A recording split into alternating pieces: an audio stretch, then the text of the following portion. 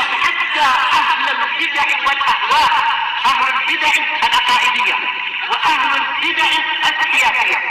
أنا أقول بيننا وبينكم السلف، بيننا وبينكم الكتب، كان فيقول البدع بيننا وبينكم. Bismillahirrahmanirrahim. Qala Ibnul Qayyim rahimahullahu taala fi as-sawa'iqil mursalah. Ini wallahu alam, ini harus dicari lagi di mana dulu pernah kita cari belum dapat. Barangkali beliau agak merubah-rubah sehingga agak sulit kita dapatkan. Wa mimma da'au fihil majaz qauluhu wa ja'a rabbuk. Termasuk perkara yang diklaim oleh orang-orang mubtadi'ah bahwasanya ada majaz di situ sekedar gaya bahasa bukan hakiki, adalah firman Allah Ta'ala wa ja'a rabbuk, dan telah datang Rabbmu. Telah datang tetapi bukan sekarang, maksudnya kejadian di hari kiamat nanti. Hal yang dzuruna illa ayyatiyahumullah. Tidaklah mereka menanti kecuali kedatangan Allah kepada mereka. Qalu hadza majazul hadf. Mereka mengatakan ini adalah majazul hadf. Takdiruhu jaa amru rabbik. Ketetapannya adalah datang urusan Rabbmu. Wa hadza batilun min wujuh. Dan ini adalah batil dari beberapa sisi. Ahaduha, yaitu segi yang pertama atau sisi yang pertama, anahu itmaru ma la yadullu alaihi lafadz bil mutabaqah wala tadammun wala luzum.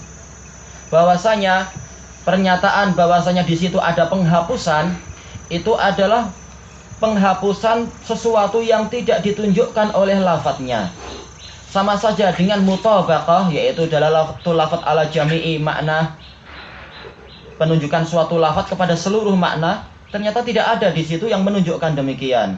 Wala tadammun, atau penunjukan lafadz kepada satu makna, ataupun dari sisi luzum, dari sisi konsekuensi, dalalatul lafadz ala khariji makna, penunjukan suatu lafadz kepada yang di luar maknanya, itu pun sama sekali tidak ada di situ. Wadi'a'u hadzfin bila dalil bi raf'il wusuq. Bukan ba tapi ya, yarfa'ul wusuq minal khitab. Sementara klaim adanya penghapusan tanpa ada dalil, itu akan menghilangkan kepercayaan kepada pembicaraan. Iya, dan ini akan merusak pembicaraan dari bahasa manapun. Ketika mengatakan, aku akan memberimu uang. Ketika ditanya, berapa? 1.000. Ketika pada waktunya ditanya, mana uang yang kamu janjikan? Tidak, saya nggak janji. Iya, dulu kamu mengatakan begini. Bahkan ada rekamannya mengatakan, saya akan berikan kepadamu uang 1.000. Oh, saya meniatkan, maksudnya adalah ada lafaz tersembunyi, takdirnya adalah tidak. Saya tidak akan memberimu. Ini akan merusak dialog. Makanya majaz itu akan menghancurkan segalanya. Penipuan-penipuan dari para politikus atau orang-orang munafikun dan orang-orang yang memang suka berdusta. Ini bahaya seandainya majazul hadf itu diterima. Akan apa? Akan betul-betul tidak ada orang yang mungkin untuk dipegang perkataannya, karena boleh jadi dia akan mengatakan seperti itu. Oh, ini mahdhuf takdiruhu kaza misalkan. Takdiran semua. Ya, ini bahaya semacam itu. Makanya betul kata Imam Ibnul Qayyim di dalam Sawa'iqul Mursalah, tetapi ketika membahas, ya memang membahas majaz, tapi lafadz yang ini kita waktu itu belum mendapatkan. Yaitu apa? Seandainya majaz semacam ini diterima dan keumuman majaz diterima, akan rusak segala macam transaksi di dunia ini. Juga segala macam perjanjian, segala macam kesepakatan itu akan rusak. Karena orang akan akan kacau nanti. Itu baru sisi berita, belum lagi perintah. Seorang tuan akan berkata kepada hamba sahayanya, misalkan ambilkan saya TOIs. Kalau tidak, engkau akan saya hukum demikian dan demikian. Kemudian dibawakan TOIs. Ternyata tuannya mengatakan, ini majaz, sebenarnya ada yang saya hapuskan. Takdirnya adalah ambilkan untuk saya 1 baldi TOIs. Nah, ternyata kamu nggak mengerjakan itu, kamu harus dapat hukuman. Siapa yang akan selamat?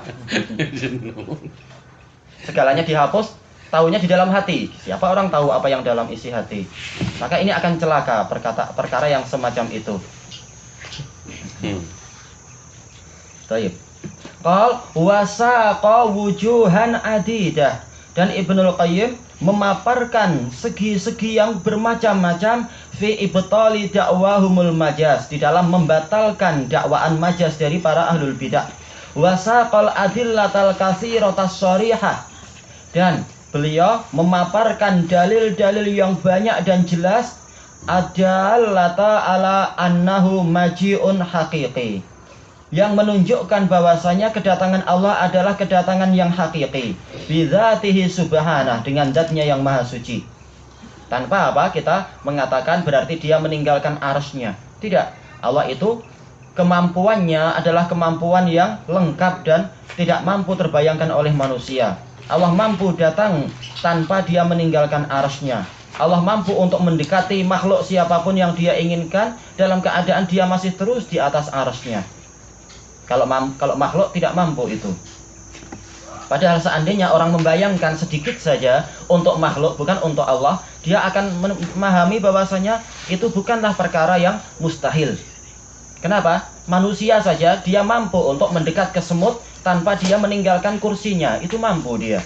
Kalau manusianya adalah orang yang besar, maka dia mampu untuk sedikit gerakan tangannya mendekat ke semut atau badannya sedikit mendekat ke semut yang di kaki dia dan sebagainya. Allah Ta'ala maha mampu. Itu baru apa? Contoh di manusia. Sementara Allah itu maha mampu dan dia memiliki permisalan yang tertinggi. Kalau manusia mampu untuk sebagian makhluk, apa yang menghalangi untuk Allah mampu untuk melakukan itu ke seluruh makhluknya? Dengan bumi, yang bumi itu kecil bagi Allah Ta'ala, mudah saja. Maka tidak ada yang mustahil kalau Allah Ta'ala sudah menginginkan sesuatu dan memang dia dia telah mengabarkan kepada kita perkara tersebut. Kewajiban kita hanyalah beriman walaupun akal kita belum mampu memahaminya. Alhamdulillah, orang mubtadi'ah yang mereka mengagungkan akal dan selalu mengasah akal, ternyata akal mereka tidak mampu mencapai ini, padahal ahlu sunnah akalnya mampu untuk apa? Memahami yang semacam ini dan meyakini Allah lebih tinggi lagi kenyataannya, lebih tinggi sifatnya dan sebagainya. Baik, selesai dari kalam Ibnul Qayyim. Kemudian pensyarah mengatakan wal ityanu wal maji al mudhafu ilaihi subhanah nau'an.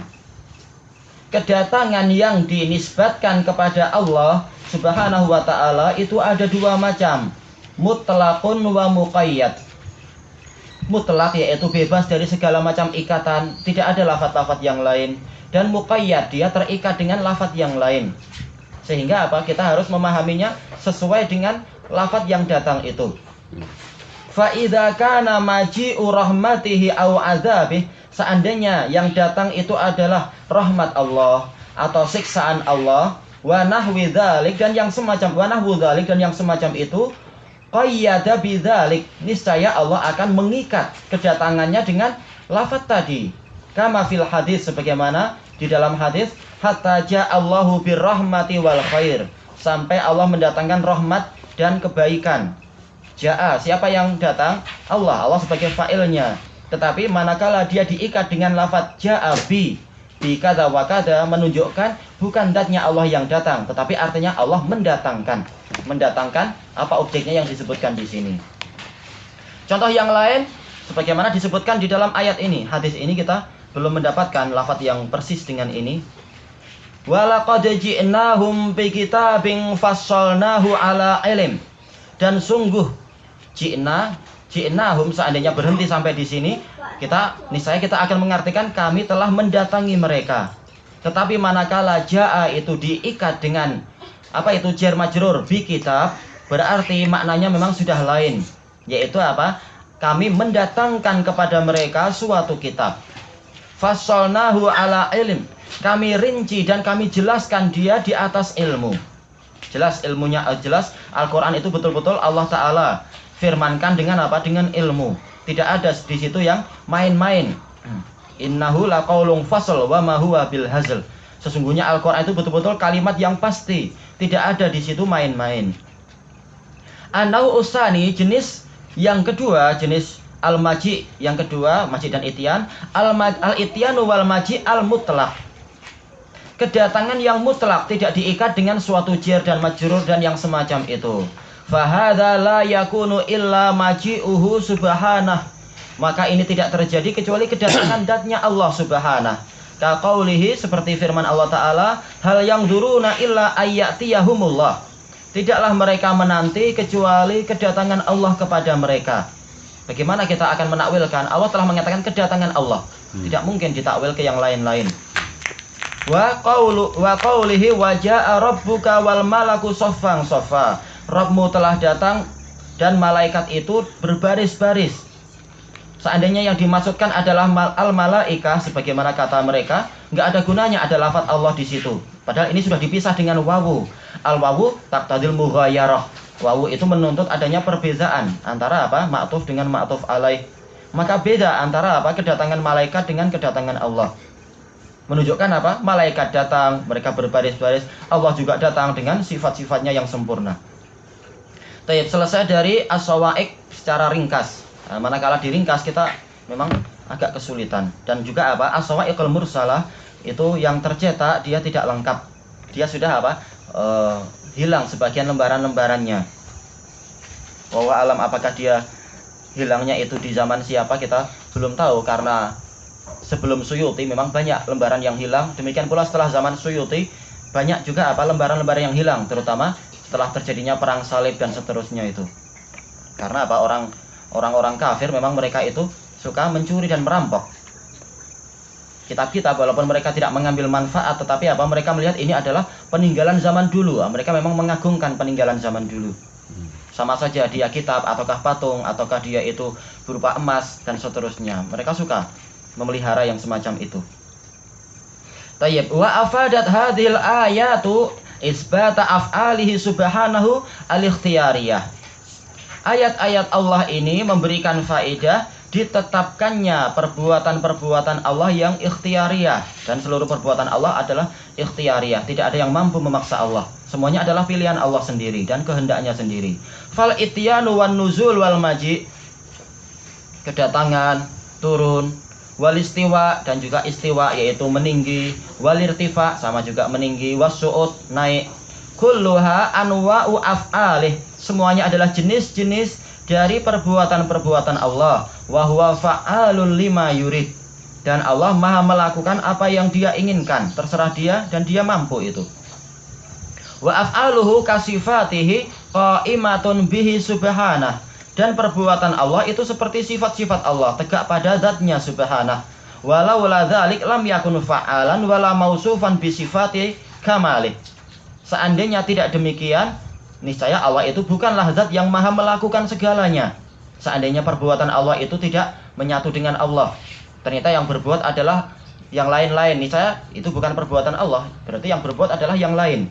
Sebagaimana sifat Allah, seandainya sifat Allah itu tidak menempel pada Allah, istilahnya adalah tidak bersatu dengan zatnya, tetapi menempel ke sebagian makhluk, kita katakan, oh berarti itu bukan sifat Allah, itu sifat makhluk. Karena tidak mungkin sifat dan perbuatan itu terpisah. Kalaupun dohirnya terpisah, tetap dia itu ada kaitannya. Ada apa? Ada keterkaitan yang kuat. Tayyib.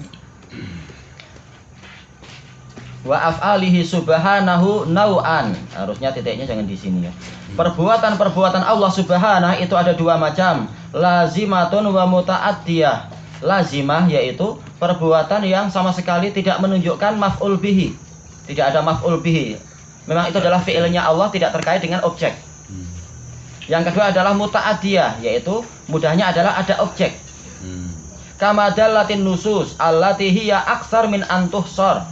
Sebagaimana nas-nas itu menunjukkan, yang mana nas tadi itu lebih banyak, terlalu banyak untuk kita batasi. Ala isbatin nau'ain, yang menetapkan dua jenis dari perbuatan Allah. Kalau contoh yang lazimah apa itu? Contoh yang lazimah. Contohnya apa ya yang lazimah yang tanpa maf'ul bihi?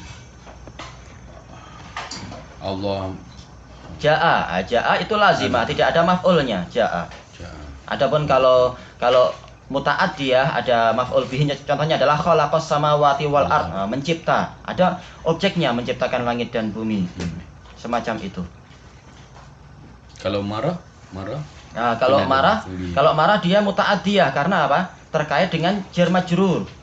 Ghadiballahu alaihim. Ada Kepada siapa marah? Oh, kepada mereka. Tidak tergantung. Iya.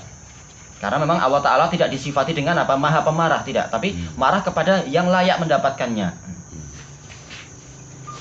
Dan memang dia adalah fi'il yang muta'addi. Wa annaha haqiqatun laisat bimajaz. Dan bahwasanya, dan dalil-dalil tadi menunjukkan bahwasanya perbuatan Allah itu hakiki. Dia bukan majaz. Tayyib, wa laisat ka'af'alil makhluqin. Tidak seperti perbuatan-perbuatan makhluk yang sangat terbatas, yang sangat cacat, yang begini dan begitu dan seterusnya. Fasifatuhu subhanahu taliqu bih. Maka sifat-sifat Allah Subhanahu itu sebagaimana layaknya zatnya Allah, sesuai dengan keagungan Allah dan kesempurnaannya. Amal mubtadi'ah fa innahum nafau af'alah. Adapun para mubtadi'ah, mereka meniadakan perbuatan-perbuatan Allah. Ini muskilahnya, mereka nggak pernah lihat Allah tapi sok tahu. Mengatakan nggak boleh Allah disifati istiwa, tidak boleh Allah itu disifati datang. Padahal Allah yang menyebutkan dirinya begini. Tapi mereka melarang, oh itu tidak boleh. Kalaupun tidak mampu kita mendoifkan hadisnya atau tidak mampu kita menentang ayat, kita takwilkan. Ini menunjukkan apa? Lancangnya mubtadi'ah. Sebenarnya mereka itulah yang bersikap apa? Bersikap lancang kepada Allah dan merusak akidah para hamba Allah. Allah yang menyebutkan dia punya sifat ini, mereka mengatakan, oh ini tidak layak untuk Allah. Padahal mereka tidak pernah lihat Allah, tapi sok taunya adalah seperti itu. Memang ma'ruf, mubtadi'ah memang orang-orang yang sombong. Tayyibqal wa za'amu annaha majaz. Mereka menyatakan bahwasanya sifat-sifat Allah, perbuatan Allah itu hanyalah majaz. Makanya bahkan mereka mengatakan khalaqas samawati wal ardh majaz. Bahwasanya apa? Menciptakan langit dan bumi ini juga majaz. Padahal majaz itu berarti apa? Berarti sesuatu yang tidak ada, sesuatu yang bukan hakiki.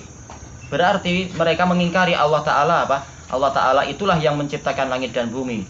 Makanya ujung-ujungnya orang-orang sebagian falasifah, mereka berani mengatakan apa? Langit dan bumi itu ada sesuai dengan adanya Allah. Bukan Allah yang mencipta, tapi memang mereka tercipta sesuai dengan adanya Allah. Sejak adanya Allah mereka sudah ada. Ini menunjukkan apa? Mereka memang mengingkari Allah lah yang menciptakan langit dan bumi. Kenapa? Karena perbuatan itu majaz. Tidak mungkin Allah Ta'ala berbuat apa-apa. Ujung-ujungnya mereka adalah mengingkari rububiyahnya Allah. Itu sebagian yang telah terang-terangan di dalam kitab-kitabnya. Yang lain tidak berani. Mereka masih mengatakan pencipta langit dan bumi adalah Allah. Yang lain lagi yang mereka berusaha mencari kebenaran dengan jujur, tetapi masuk ke ilmu kalam, pusing mereka, pening. Seperti Al-Juwaini, seperti juga siapa? Abu Bakar Ar-Razi, seperti juga Asy-Syahrastani. Mereka mengaku itu, pusing mereka, pening karena apa? Karena masalah ini berdasarkan kaidah dari ahlu filsafat ahlul Yunan begini. Tapi kalau kita terapkan betul-betul apa? Sesuatu yang sangat tidak masuk akal. Ujung-ujungnya mereka mengatakan apa? Nihayatu iqdamil aqal al-iqal. Puncak dari kemajuan akal adalah pening. Ya sudah, itu hasilnya kamu mengakui. Salah sendiri, nggak mau apa? Ikut ajaran Allah dan Rasulnya. Itu yang mereka berusaha memaksakan akidah ini kepada apa? Para pemuda muslimin dan sebagainya itu. Padahal mereka sendiri di dalam hayran, di dalam keraguan. Mereka mengakui itu dalam kitab-kitab itu. Mereka mengatakan wa arwahuna fi wuhsyatin fi jusumina. Ruh kami sendiri merasa liar, merasa asing, kesepian di dalam badan-badan kami. Mereka sendiri pening. Makanya banyak dari mereka yang akhirnya lari ke khamr. Para ahli filsafat itu disebutkan dalam biografinya. Tapi mereka tetap tidak mau mengakui di hadapan umat memang ajaran ini keliru. Itulah sombongnya mereka. Takut untuk kehilangan apa? Kehilangan muka di hadapan masyarakat. Kecuali yang jujur seperti Al-Juwaini. Dia menulis kitab Dhammut Ta'wil di akhir-akhir hayatnya dan mewasiatkan untuk tinggalkan saja takwil dan seterusnya. Nah, sementara para pengekor mereka sekarang, mereka ilmunya belum sampai ke situ, akhirnya apa? Mereka taunya ini ilmu yang bagus. Itu repotnya, tapi sudah sok tahu.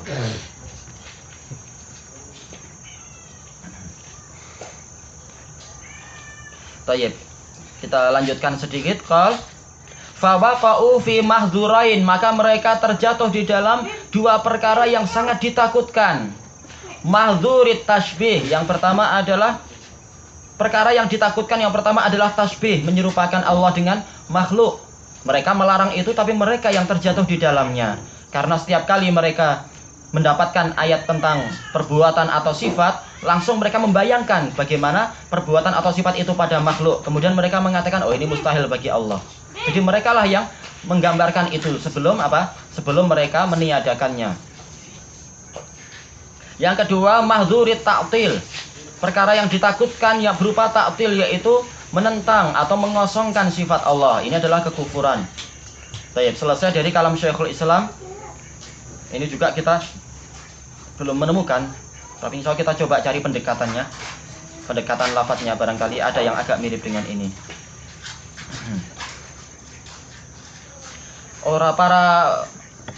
Para ahli filsafat zaman sekarang, baik para ustadznya ataupun para tulabul ilmnya, orang-orang yang belajar filsafat, tidak ada seorang pun dari mereka yang kecerdasannya telah mencapai kecerdasan siapa? Abu Bakar Ar-Razi. Abu Bakar yang dia dikatakan sebagai pembawa bendera kedua setelah wafatnya Asy'ari. Asy'ari sendiri bertobat setelah apa? Setelah mencapai puncak ilmu kalam dan dia tahu, oh ini keliru ternyata. Ujung-ujungnya keliru. Maka dia bertobat. Demikian pula Abu Bakar Ar-Razi, semula dia nggak mau bertobat, bahkan dia yang mengibarkan bendera itu. Ujung-ujungnya akhirnya dia apa? Dia mengakui di sebagian kitabnya. Dia mengatakan bahwasanya apa? Man tajarraba misla tajrubati arafa misla ma'rifati. Setelah dia mengatakan ternyata ilmu kita tidak ada faedahnya, dan ternyata ilmu yang paling dekat untuk menyampaikan kepada hakikat adalah ilmu Al-Quran, metode Al-Quran. Al-Quran langsung mengatakan Ar-Rahman alal arsy istawa. Al-Quran langsung mengatakan waja'a rabbuka. Betul-betul kalimat yang jelas dan maknanya jelas. Dan seandainya dan tidak ada yang mengetahui semacam ini kecuali orang yang telah memiliki pengalaman seperti pengalamanku. Tapi apa? Untuk mencapai pengalaman itu bagaimana? Dia harus melewati puluhan tahun kesia-siaan dan kehancuran di dalam hidupnya. Ujung-ujungnya baru menyesal di akhir hayatnya. Ini adalah apa? Ucapan Abu Bakar Ar-Razi yang dibanggakan oleh orang-orang zaman sekarang. Ternyata apa? Mereka mengambil pengalaman dia yang awal-awal tapi tidak mau mengambil apa? Kalimat dia yang terakhir. Mereka ingin mencoba sementara kecerdasan mereka tidak mencapai ke situ. Tetapi apa? Diperingatkan oleh orang yang telah mencapai akhir dari finish, mereka tidak mau percaya. Ini rusaknya mereka. Kenapa? Karena dengan ilmu kalam mereka akan mudah mendapatkan uang. Orang akan bangga, akan kagum dan sebagainya. Padahal ujung-ujungnya adalah kerusakan akal secara total. Maka banyak dari mereka yang tidak. Tapi ditutupi dengan ucapan syekh mereka. Orang tidak mencapai apa hakikat kecuali kalau dia gila. Wah, ini udah kacau sudah memang. Gimana orang akan dapat hidayah kalau sampai semacam ini? Segalanya ditutupi dan dihiasi. Tapi Allah yang memberikan hidayah. Banyak sekali ulama ahlul kalam yang tobat di tangan Syekhul Islam Ibnu Taimiyah. Bahkan keberkahan Allah Ta'ala berikan kepada kitab-kitab Syekhul Islam. Walaupun di zaman Syekhul Islam para ulama ahlul kalam berusaha untuk melarang kitab-kitab itu. Contohnya kitab Al-Akhna'iyah, bantahan kepada Al-Akhnai. Syekhul Islam dipenjara dan kitabnya dilarang. Tapi justru apa? Masyarakat berontak, masyarakat yang cerdas berontak jiwanya. Mereka jadi ingin tahu kenapa kitab ini dilarang. Sementara mereka sudah melihat kenyataan selama puluhan tahun, tidak ada satupun yang kecerdasannya melampaui Syekhul Islam ataupun mencapai Syekhul Islam. Maka apa? Mereka pun membaca kitab itu akhirnya banyak yang dapat hidayah. Syekhul Islam sampai mengatakan di dalam kitabnya yang lain, mereka berusaha untuk menutup kitab ini, untuk menghilangkan kitab ini, tapi ternyata Allah Ta'ala menjadikan mereka itu yang mempopulerkan kitab ini. Sama seperti di zaman siapa? Di zaman Syekh Khalil Harras. Syekh Khalil Harras ini zamannya adalah lebih tinggi dari, ya walaupun masih jumpa dengan Syekh bin Baz, tapi lebih tinggi sedikit dari Syekh bin Baz zamannya itu. Beliau adalah imam besar di Al-Azhar. Termasuk imam besar, termasuk tokoh paling utama dalam ilmu kalam. Nah, kemudian di dalam disertasi kedoktorannya diperintahkan untuk apa? Membantah kitab Syekhul Islam, karena ini kitab terdepan dari Ahlus Sunnah. Dan yang menjadi apa? Menjadi duri dalam tenggorokan mubtadi'ah.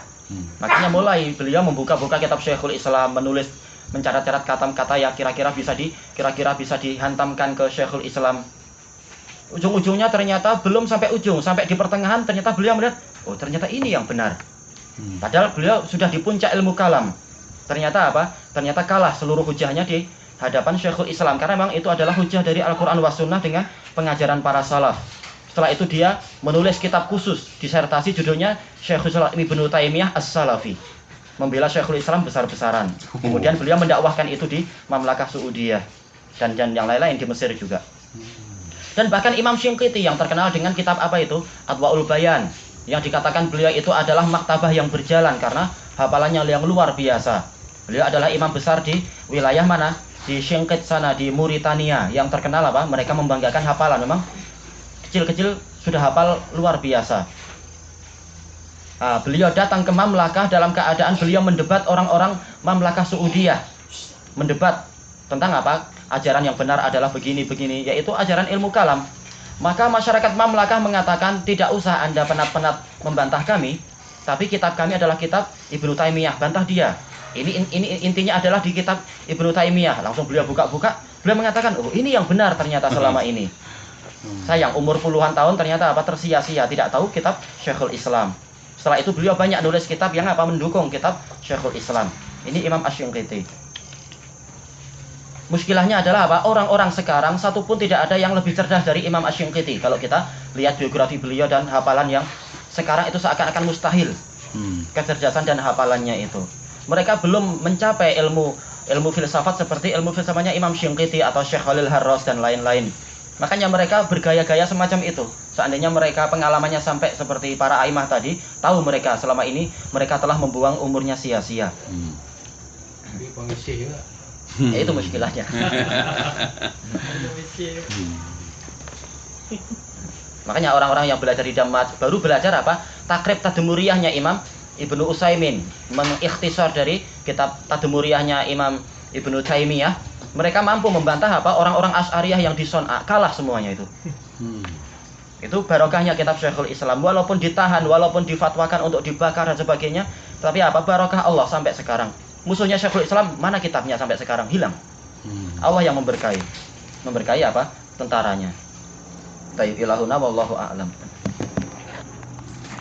Maksudnya mereka sendiri tak ikut syekh-syekh mereka lah. Iya. Lepas tu syekh dah tobat, dia tobat. Harusnya begitu, tapi sombong kesombongan. Sama seperti Juwaini sendiri.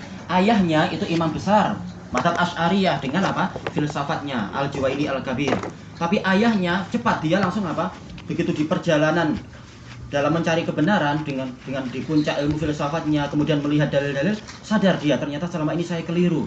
Yang benar adalah mazhab salaf. Langsung dia nulis banyak, memperingatkan para syekh-syekh beliau, menyurati syekhnya dan menyurati apa para ulama-ulama besar di zaman itu. Dan dia juga apa nasihati anaknya tapi nggak mau. Anaknya pengen coba dulu. Ujung-ujungnya anaknya juga taubat setelah itu. Tapi ketika sudah hampir mati, itu penyesalan orang yang kerugian besar orang-orang yang belajar filsafat. Kalaupun dia tahu kebenaran, tapi setelah apa? Setelah habis umurnya puluhan tahun, itu pun selama sekian tahun apa jiwanya itu kering. Tapi sekarang ni Asy'ariyah bukan pahaman dia dah bertukar sikit. Tak macam dulu. Lebih pada belajar hadis lepas. Sejak dulu Asy'ariyah itu mereka muhaddisun besar. Kata di zaman Syekhul Islam seperti Ibnu Zamlikani ini imam besar, hafalannya luar biasa, muhaddis. Tapi kalau dibandingkan Syekhul Islam kalah dia. Mereka muhaddisun. Kata Asy'ari sendiri muhaddis. Mereka para hufaz. Lebih pada kalam lah. Ada hadis. Tergantung pendidikan. Ada aturan. Dia dididik selama 20 tahun oleh siapa? Oleh ayah tirinya. Siapa itu? Abdullah Al-Jubai. Sehingga memang rusak. Alhamdulillah kemudian Allah menyelamatkan. Setelah apa? Setelah sekian lama.